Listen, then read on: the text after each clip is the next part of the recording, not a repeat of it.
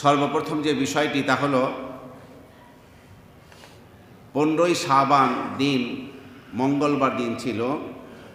জোহরের নামাজের টাইমে আল্লাহ তাআলা কিবলা পরিবর্তন করার বিধান নামাজের মধ্যে নাজিল করেছেন।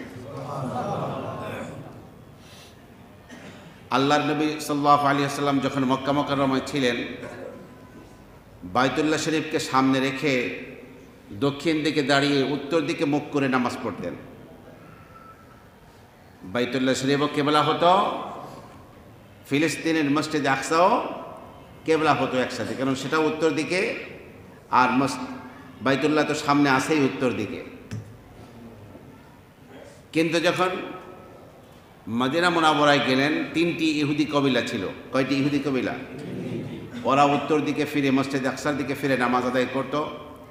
আল্লাহ রাব্বুল আলামিন রাসূলকে নির্দেশ করলেন, আপনিও মসজিদে আকসার দিকে ফিরে নামাজ পড়ুন। এখন কেবলার দিক বাইতুল্লাহ শরীফ মক্কা মুকাররমা হয়ে গেল পিছনে, আর সিরিয়ার মসজিদে আকসা হয়ে গেল সামনে। মসজিদে বনু সালেমায় রাসূলুল্লাহ আলাইহি ওয়াসাল্লাম ওই এলাকায় কোনো একটি কাজে রাসূল গিয়েছিলেন। তো ওই মসজিদে জোহরের নামাজের সময় হয়ে গেল। আল্লাহ রাসূল উম্মতকে নিয়ে 2 রাকাত জোহর পড়িয়েছেন, কিন্তু মনের আকুতিটা এমন ছিল, নামাজের মধ্যেই বারবার আকাশের দিকে মাথা উঠাচ্ছিলেন আল্লাহর নবী, যে আল্লাহ পাক এই নামাজের মধ্যেই কিবলা পরিবর্তন করে দেওয়ার বিধান আল্লাহ পাক নাজিল করতে পারেন। আল্লাহ পাকের কাছে নবীর বারবার আসমানের দিকে তাকানোটা এত ভালো লেগেছে, আল্লাহ পাক এই শব্দটা বলেই আয়াত নাজিল করেছেন, قد نرى تقلب وجهك في السماء فلنولينك قبلة ترضاها। হে নবী, আপনাকে দেখছিলাম, আপনি আপনার চেহারা বারবার আকাশের দিকে উত্তোলন করছিলেন। আপনার মনোপত কিবলা যেন আমি পরিবর্তন করে দেই, বাইতুল্লাহ শরীফের দিকে যেন আপনার চেহারা ঘুরিয়ে দেই, এই আশায়। ফাওয়াল্লি ওয়াজহাকা শাতরাল মসজিদিল হারাম, আপনি মসজিদে হারামের দিকে মুখ করে আপনার চেহারা ঘুরিয়ে নামাজ আদায় করুন। সাথে সাথে নাজিল হয়ে গেল। এই বিধান নাজিল হলো কিসের মধ্যে? জোহরের নামাজের 3য় রাকাতে। জোহরের নামাজের 2 রাকাত পড়েছেন কোন দিকে ফিরে? উত্তর দিকে ফিরে মসজিদে আকসায়। তো আয়াত নাজিল হয়ে গেছে, আমল করতে হবে। আল্লাহর নবী আস্তে ধীরে ধীরে আপনার একবারে পুরো ফিরে দাঁড়ালেন। এইবার কাবা শরীফের দিকে চেহারা ঘুরে দাঁড়ালেন।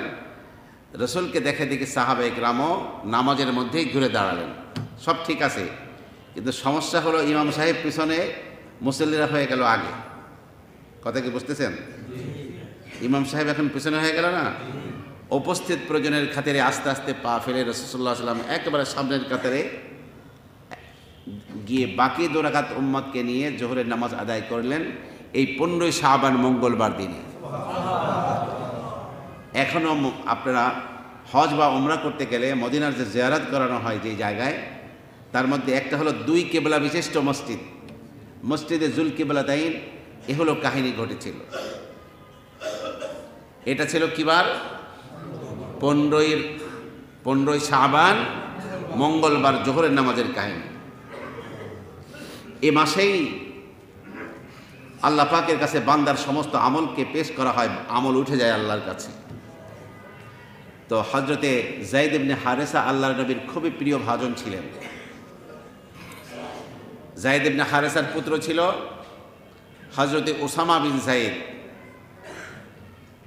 এই ওসামা বিন যায়েদকে রাসূল খুবই আদর করতেন।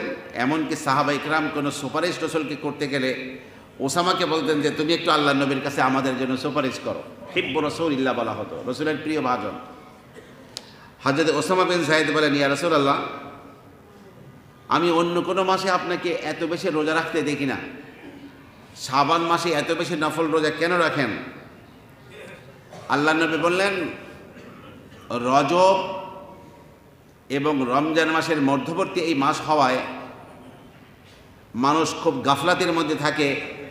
রজব তো আশহরে হরম, সেখানে ইবাদত বন্দেগী করে, রমজান মাসে ইবাদত করে, মাঝখানের মাসটা ভুলে যায়। অথচ শাবান মাস হলো সেই মাস যেই মাসে বান্দার আমল আল্লাহর দরবারে পেশ করা হয়। তো